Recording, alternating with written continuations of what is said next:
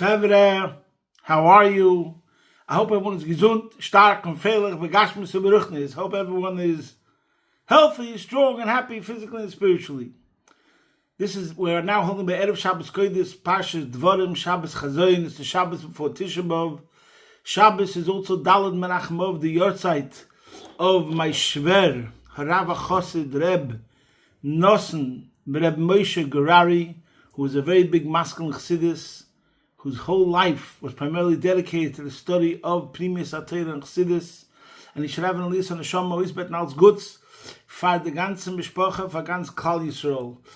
As usual, we'll start off with Tzedakah, Gdel Tzedakah, Shem HaKarevis HaGeula. Today we're going to talk about a subject which is very, very relevant for parents, teachers, and basically any person who's involved in any sort of relationship with any sort of person. And as usual, what's so amazing and profound about the Torah is that today when you read self-help books in certain areas and you think to yourself that these secrets, these keys to success were known already for thousands and thousands of years by Yidden through the Torah. As usual, we'll start with a prayer, and that's a posuk that is in the Haftarah that the Rebbe would always talk about during the 9 days. Tziyon b'mishpat yipadeh v'shaver b'tzedakah. We ask Hashem that Zion, which goes in the Yidden, Tziyon b'mishpat yipadeh, we should be redeemed justly, which according to one interpretation means we all deserve it. Klal Yisrael has been through enough. V'shaver b'tzedakah, and which also means that we also want it to be in a generous way. It shouldn't only be based upon what we deserved, but when we say tzedakah, means to go beyond the letter of the law, without any limits, a redemption which is beyond anything you can imagine. Whatever you can think of, whatever you may think that it's going to be like, it's going to be much more than that, much better. Okay, let's start with the Parsha. I once heard a word that I read somewhere that Devarim is the longest speech. Starts on Rosh Chodesh Shvat, and I think I heard also it's a remez Eile equals 36, and it's 36 days from Rosh Chodesh Shvat till Zayin Adar. If we're not counting Zayin Adar, because that's the day Moshe Rabbeinu passes away. So this is where Moshe Rabbeinu is Mishnah Torah. He's giving Chazorah from what he taught since the giving of the Torah, and now we'll come to the culmination. Moshe knows he's passing away. And I once heard from somebody that Sefer Devarim is a Mussar Shmuz from Moshe Rabbeinu. It's a ethical, a Mussar Shmuz, a Mussar discussion. That's how in some Litvish world of yeshivas they discuss something's called a Mussar Shmuz. I thought to myself, you know what, I'm going to call it something different. Over here we have the längste Verbringen mit Moshe Rabbeinu. That the whole Sefer Devarim is the longest Verbringen, 36 days straight, a Verbringen mit Moshe Rabbeinu. So it's a very geschmack Sefer, and there's nothing like it to a certain extent. And there's wonderful, wonderful lessons and special cherishing chavivus to this Verbringen with Moshe Rabbeinu. Okay, now, so what does it say over here? Eila hadvarim, and Rashi says over here the famous words, Eila hadvarim, lefisha in divrei teichaches, because they are words of rebuke. Umonakan kol hamakoymes, and because the Torah over here mentions all the places shechisil lefnei hamokim behen, in which they caused anger before Hashem, lefichach sasam es hadvarim, this is why it put the words vaguely. V'eskiram beremez, and mentioned them through intimation, then they kveidan shel Yisrael, because of the honor of Israel. So now let's talk about, we have, books, how to influence people. And actually we have a mitzvah chech techiach. You're meant to rebuke. So let's start at the very beginning, and then we'll point straight away to the lesson over here, which is awesome. Let's start at the very beginning, that the posuk, where teaches us that we should rebuke, it says, it comes out of Avos Yisrael. In other words, the profundity and the beauty of Torah is that the whole idea of rebuke is meant to be coming out of a place of love. So straight away that tells you, if it's not going to have the desired effect, if it's not coming out of a place of love, then forget it. It's being corrupted. It's not what the Torah is talking about. In such a case, don't give rebuke. So now, it's very, very interesting. That's the pasuk. I don't want to elaborate on that because it's known. I want to go to a Gemara in Erchin, which the Gemara in Erchin, Daf Tez Zayin Amud Beis, says something so amazing. The Gemara starts off by saying, Omar Reb Tarfon. Reb Tarfon said,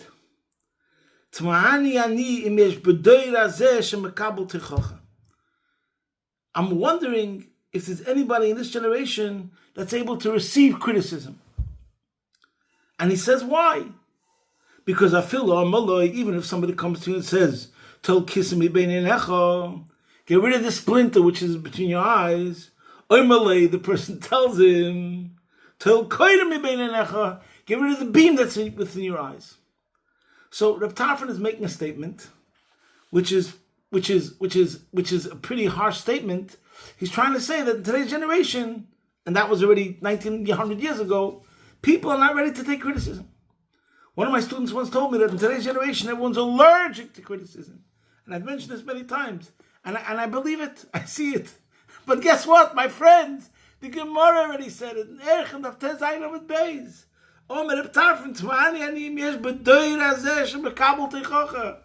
And he exactly tells you the way it is. You come over to another person and you just tell him to do him a favor. My friend, you have a splinter in your eyes, between your eyes. And what does the guy respond? He doesn't say thank you. He told me that I have a splinter. You have a pimple on your nose. He tells me you have a beam over there. So number one, he right away, instead of receiving it and accepting it, he counterattacks. And not only counterattacks, he says, you're much worse than me. Who are you to talk, etc. How topical. How do we see that this is mamish happens today? But wait, there's more. Guess what? Right after that, the Gemara says, Omer Beloza ben Azariah, T'ma'ani, im yesh b'doir hazeh sheyedei aloi chiach. I'm wondering if this generation is there somebody who knows how to give rebuke. And the Lefiani is Daita Hashafel. Maybe you could say that the Gemara is here telling us why it's going hand in hand. You know why? First, it was very difficult for people to accept criticism because most people don't know how to give criticism. What kind of statement is this? T'ma'ani. Wow. So here you see the fine art of what it means to give criticism, and it should be done properly. So let's take it step by step. But first, let's say another famous statement. There's a Medrash Rabbi at the beginning of Eila Hadvarim, and the Medrash says like this: Omer Reb Shmuel ben Nachman, Omer HaKadosh Baruch Hu, Kidvoirim hoyu bonai misnagim, bo'olam al yedei tzadikim v'neviim. The Eibishter says, on the words, these are the words, the word Devarim, words could also be translated as bees, Devarim. And Hashem says, my children were led like bees by their leaders, by the tzaddikim and the prophets. In other words, the tzaddikim acted like bees. What's the idea of a bee? And then the Medrash continues, but this second statement doesn't necessarily mamish fit with the previous one, but I'm going to learn pshat that it's connected. And he says, Ma dvoira zu divsha mosuk v'uktzomar kachin divrei Torah. Just like the bee, its honey is sweet, but its bite is bitter, so too it could be with Torah. Now, what are we talking about over here? We're talking about rebuke, Eila Dvarim. Rashi says it's talking about Teichacha.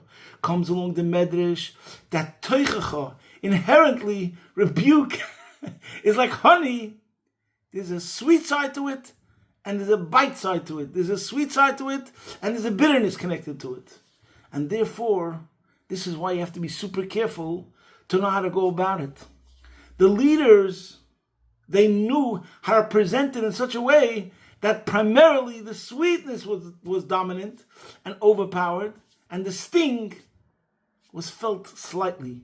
There's got to be a bit of a sting because it usually hurts a bit to feel something negative. So right away, this tells you how you have to know what you're doing. It's not such a simple terrain. So this is also connection to this. There's a letter of the Frierdiker Rebbe, where the Frierdiker Rebbe went to he went through some sort of medical procedure, and the Frierdiker Rebbe writes in a letter, what was the procedure? The procedure was that he had to get an injection. And he describes how before he was given the injection, they sterilized the instruments, they dressed in special gowns, they washed their hands, they poured alcohol over his body, on his feet, where they were going to put the injection. Anyways, the Frierdiker Rebbe asked him, I'm very, very clean. I just washed myself. What are we doing over here? All these precautions and everything. So they told him that whenever you give an injection, everything has to be super sterilized to make sure nothing negative comes out of it. And then the Frierdiker Rebbe writes, what lesson did I take from this? That rebuke is like an injection. It heals, but it hurts. And therein lies the point. Exactly like the bee, there's a sting, but it brings honey. So therefore, you have to be super careful, and this is what the Frierdiker Rebbe takes from the lesson that he took from that. The preparations that have to go into making sure that the injection might hurt slightly, but it's going to bring healing, is only the person who goes through all these steps, these safety precautions, as we'll soon discuss. He knows the rules, the formula, how to influence and how to give the rebuke. Then he can give the injection, which might hurt slightly, but will bring healing. Okay, so now let's go step by step. Number one, I want to skip to a later pasuk for a second, because the Rebbe used to mention this following pasuk many times, that when does Moshe Rabbeinu give this hechocha? In pasuk Dalet in Kapitel Aleph, Rashi brings down that Moshe spoke, and the pasuk says, Achrei hakoisoi yesichain melech ha'amori. After he had smitten Sichon, king of the Amorites. And Rashi says, over here, Omar Moshe said, Im ani mechicham koidem sheikon zu l'ktzei haaretz, yemru mal ez eleinu. Ma hetev lanu, eini boel lekante, v'limtze ilo, she'en bekoyach lachnisi l'oretz. So Rashi says over here, an unbelievable thing. Moshe Rabbeinu said, if I rebuke them before they enter the edge of the land, they will say, what claim does this one have upon us? Who is he to preach to us? What good has he done us? He comes only to chide and to find a pretext against us, for he does not have the power to bring us into the land. So in other words, what's the first lesson that we take over here? We take over here, timing is everything. First make a deposit, first bring benefit, first empower the other person, first make him feel good, first show how you care about him and do something for him, deliver the goods. After you take care of him and you make him feel good and he sees that you're his ally because you bring benefit and you make a contribution that others wouldn't, then you could tell him some words of rebuke. Number one. So number one, timing is everything. Number two, something we spoke many times before, which I'm not going to elaborate because we mentioned before, there's something called a good place and a bad place. Sometimes when a person is in a bad place, he's struggling with his identity, he has low self-esteem, he's going through terrible times in life. That's not the time to tell him something. I'm connecting it to timing is everything. When that person is in a bad place, is not the time to come and say anything about him. He's struggling breathing. He's having existential panic attacks, anxiety, trauma, whatever the story is. So therefore, the first thing is you have to make sure whenever you want to tell somebody something or something, whatever it is, he must be in a good place. The second thing is, and this we learn out from the first Rashi, where Rashi says over here, that because of Koidem Shal Yisrael, he just alluded to it. Sosam es advarim v'eskiram beremez. And that teaches you a second rule, which is less is more. Don't spell it out with the grubber finger.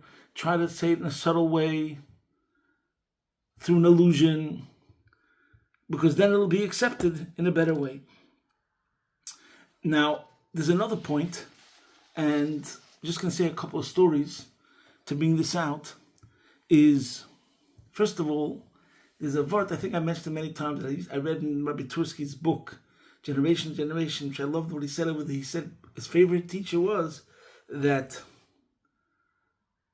when a kid would ask a question, the teacher would say, the rabbi would say, you're 100% right, and now I show you where you're wrong.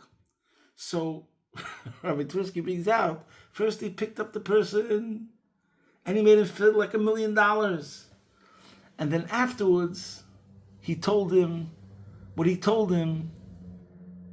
After the person feels good, also in a good place, you gave him a compliment like nothing else. Then you could tell him, now I show you where you're wrong. So that's a third point. First of all, timing is everything. Second of all, less is more. Third, and this comes together with the first one of Achrei HaKoisei, which is connected to timing, but also first give him something. Empowerment, show him empathy, pick him up. You're 100% right. Then you could tell him something different. Now, I thought to read a Hayom Yom. Okay, hold on a second, because I forgot to bring it.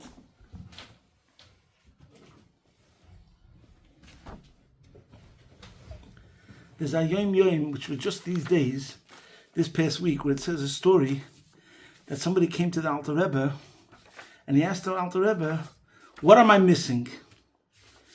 What am I missing? And the Alter Rebbe tells him that he has a problem with his ego. But when you read the story, hold on a second, forgive me, I beg forgiveness. So the story goes that I'm going to read you inside this. There was some super genius, Balkishan Godel, who was very, very talented. He knew how to go in depth into any study subject. He came to the Alter Rebbe and he learned a lot of Chassidus, and he acquired a great knowledge in Teres Chassidus. And it says in his first Yechidus that he went to the Alter Rebbe, he said, Rebbe, ma choseli, what am I lacking? Which already is beautiful. I thought to myself, when you read this Hayom Yom, how many people do you know ask themselves the question, when was the last time some guy came to his rabbi or to his mentor and said, am I missing something? So that itself is beautiful. He was a vehicle for constructive criticism. He was ready to improve. He was searching. He was looking for how to become better. And then it says like this, V'yaneu Rabbeinu Azok, and the Alter Rebbe answered him, Ein chosel lecha mu'uma. You're not missing anything. You're a God-fearing Jew and you're a big scholar. You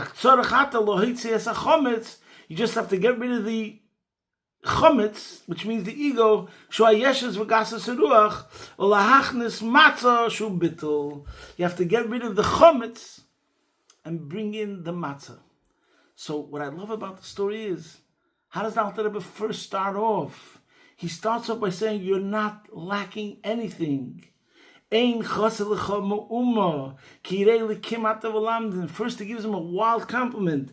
Could you imagine the Rebbe tells you, you're not missing anything. You just have to deal with your ego. But first he lifts him up. He makes him feel like $1 million. You're not lacking anything. It's like that rabbi. He tells the student, you're 100% right. And then he tells him where you're wrong. So that's the hero from the Hayom Yom Chav Zayin Tammuz. I'll finish with one story, a new story that I never knew before, and that is in Likutei Devarim, page 182. It says that Rabbi Hillel Paracha once said by a Fabrengen, a word that he heard from the Tzemach Tzedek, that when the pasuk says Heichech Techich Rebuke, Heichech Techich is vi Homoil Yimoil. A double lashon, you should rebuke, is similar to Homoil Yimoil, which we learn from that is that only somebody who himself is circumcised could be a moil.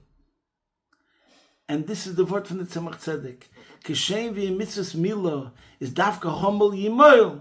Azoy yizaychem teichecha dafka yicheches atzmecha tchila unochdem teicheches amisecha. You know why it says echech teichiach? First you have to always rebuke yourself. Hat der Bil gesagt auf dem, als wenn helft die euch hoche, wenn es verandere cheches atzmecha. So imagine, every single time a person ever criticized someone else, which was non-judgmental, and with all the rules that we said before, but guess what? This was part of the obligation, is that before rebuking anyone else, first you have to rebuke yourself, every single time. Und der was is mechiches atzmoi. And whoever looks at himself and is able to rebuke himself, And it's a chayvas gavra, it's an obligation on the person. Wees gut was it is, he knows who he is. Und wie viel nötig sich in dem Reinigen von die schlechte Fetz von dem Samantha Visa.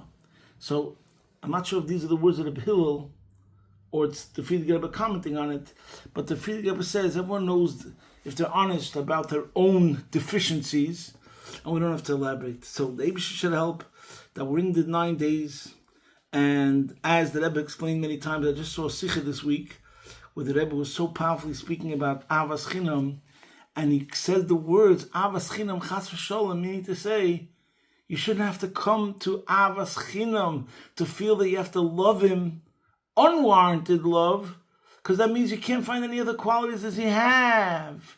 We have to have Avas Yisrael, that it shouldn't only be Avas Chinam. You should be able to be lavish in your praise. When you see another Yid, you say, you're amazing, you're awesome, you're special, you're great, you're unique, etc. They should help that we should all improve and work on our Avos Yisrael and learn the lessons that we learned from this week's Parsha. That by the Eibishter, that was the Rebbe says the connection between this week's Parsha and the 9 days is that by the Eibishter it should be in such a way also that even though we're going through days that are connected to the Churban, it should only be in a way of Achrei HaKoisei. First, He should take care of us in a lavish way, in an amazing way. And if there's something slightly this, whatever, it should be in a minimal feeling of something which is hurt. Hashem should help that we should see the Gula Mitzvah Shlema take it from Yad Mamesh, so that even right now we should find ourselves in Yerushalayim and Kodesh with Binyan Beis Hamikdash Hashlishi, Begula Mitzvah Shlema, take it from Yad Mamesh. Posting from my home, Be'ez Hashem Yisborich, your man in Melbourne.